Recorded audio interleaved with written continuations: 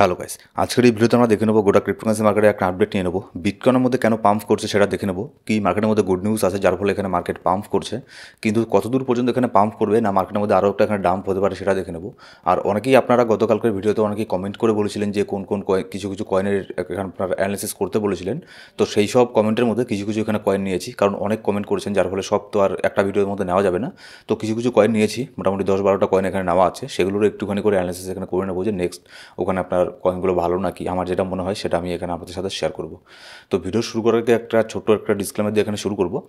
এবার দেখুন, সবার আগে দেখবো আমরা হচ্ছে বিটকয়েনের মধ্যে দেখুন, গতকালকে আপনাদের আমি বলেছিলাম যে মার্কেট এখান থেকে ডাম্প হওয়ারই চান্স এখানে বেশি আছে, কারণ এই লেভেলের মধ্যে নিচের দিকে সেরকম কোনো ভলিউম এখানে নেই। সেক্ষেত্রে মার্কেট এখানে আপনার $99,800 এখানে পর্যন্ত এখানে আসতে পারে, এমনকি 97K পর্যন্ত এখানে মার্কেট এখানে আসতে পারে।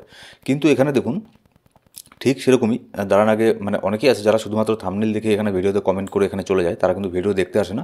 দু একজন এরকম ইউজার আছে তারা শুধুমাত্র এখানে নেগেটিভ কমেন্ট করার জন্য আসে, কমেন্ট করে টোরে তারপর চলে যায়, ভিডিও কিন্তু তারা দেখে না। এখানে দেখুন, আমি এখানে বলে দিয়েছি জন্য সেরকমই যে মার্কেটের মধ্যে হবে এরকম কোনো ব্যাপার না। আমি এখানে কেন বলেছিলাম যে মার্কেটে এখানে ভলিউম কম আছে, এখানে দেখুন, যার ফলে এটাও কিন্তু এখানে হয়েছে। মার্কেট এখানে ডাম্পই হওয়ার চান্স বেশি ছিল, ডাম্প এখানে হচ্ছিল, ঠিক আছে, একটুখানি পাম্প হয়েছে। আমাদের যে এই ট্রেন্ড লাইনটা আছে উপরের দিকে সিমেট্রিক্যাল একটা ট্রায়াঙ্গেলের মধ্যে এখানে বক্সের মধ্যে আছে, এখানে মার্কেট উপরে গেছে, উপর থেকে আবারও রিজেকশন নিয়ে নিচের দিকে নেমেছে। তারপরে এখানে আপনার মোটামুটি $1,02,000 পর্যন্ত এখানে মার্কেটের প্রাইস নিচের দিকে চলে এসেছিলো। এবার এই 4 ঘন্টার ক্যান্ডেলের মধ্যে লাস্ট দুটো ক্যান্ডেলকে দেখুন, এই দুটো ক্যান্ডেলকে যে কেউ এখানে দেখলে বলে দেবে যে এটা হচ্ছে একটা বিয়ারিশ ক্যান্ডেল।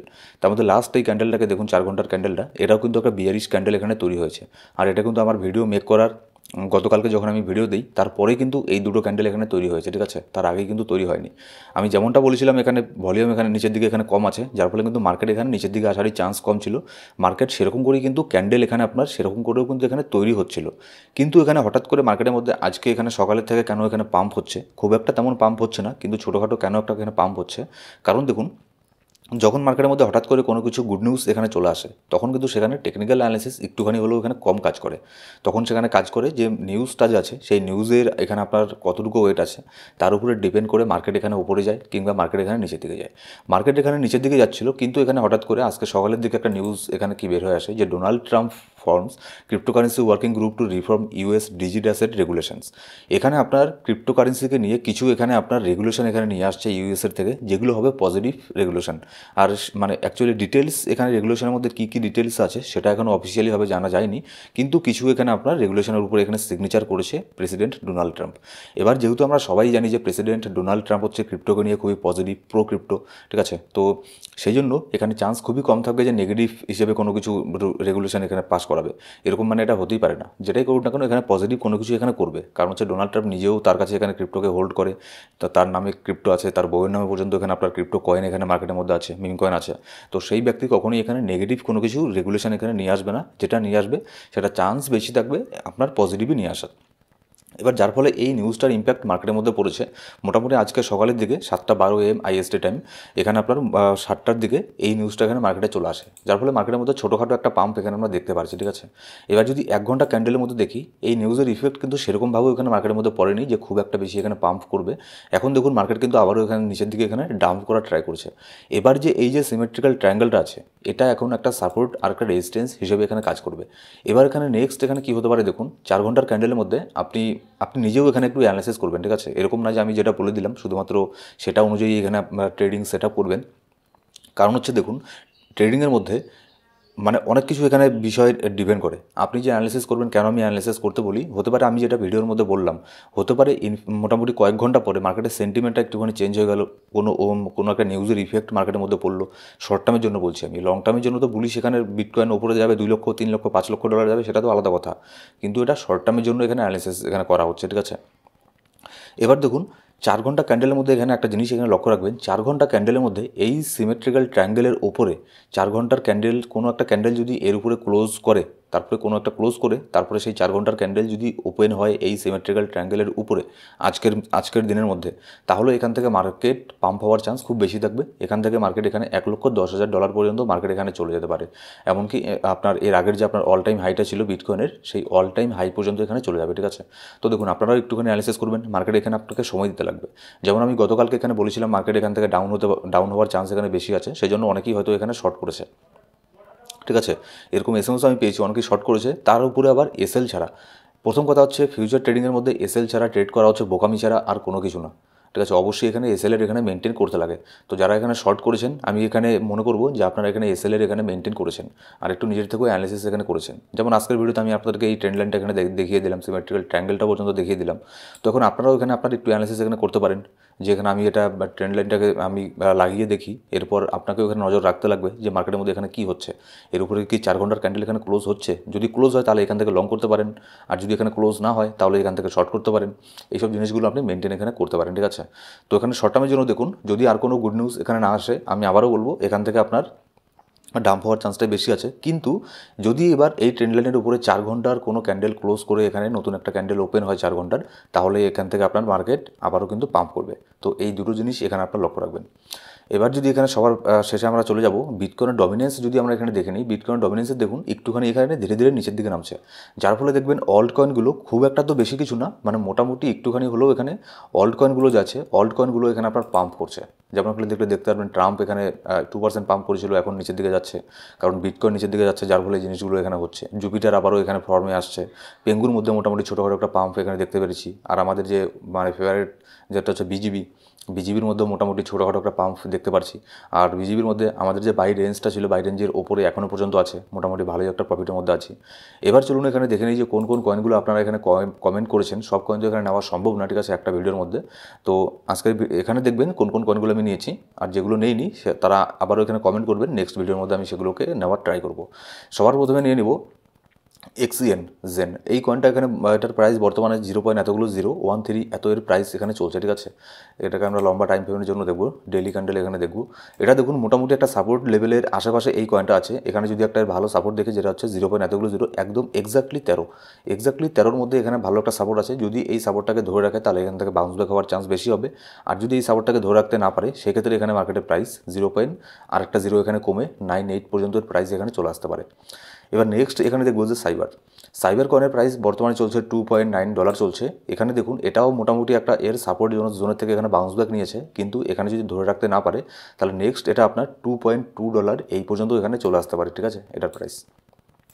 আর যদি এটাকে শর্ট টার্মের এখানে টার্গেট দেখেন, শর্ট টার্মের টার্গেট হচ্ছে যদি এটা আপনার $3.4, এটাকে যদি ব্রেক করতে পারে সেক্ষেত্রে এটার প্রাইস আপনার $4.3 পর্যন্ত এখানে চলে যেতে পারে। এবার একজন এখানে কমেন্ট করেছিলেন যে ডক্স দেখুন আমাদের পোর্টফোলিওর মধ্যে ডক্স এই কয়েনটাও আছে, কিন্তু এটার মধ্যে আমরা লসের মধ্যে আছি।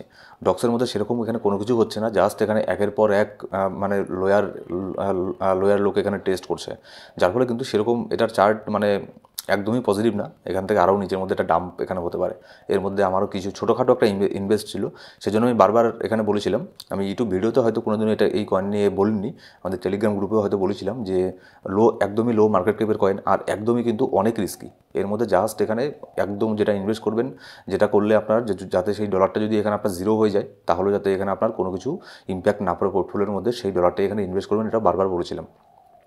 তো এই কয়েনের মধ্যে তেমন এখানে কোনো কিছু নেই, শুধুমাত্র ডাউন ট্রেন্ডের মধ্যেই আছে। আর এর মধ্যে তেমন মনে হয় না যে খুব একটা বেশি কিছু এর মধ্যে হবে। ঠিক আছে, এই মার্কেটের মধ্যেও এরকম মার্কেটের মধ্যেও যে কয়েন এখানে আপনার মোটামুটি একটুখানি হলেও এখানে কোনো কিছু পাম্প এখানে হতে পারে না, সেই প্রজেক্ট যে ইন ফিউচারে গিয়ে ভালো হবে এটার কোনো মানে এটার কোনো ইন্ডিকেশন আমি দেখছি না, পজিটিভ ইন্ডিকেশন।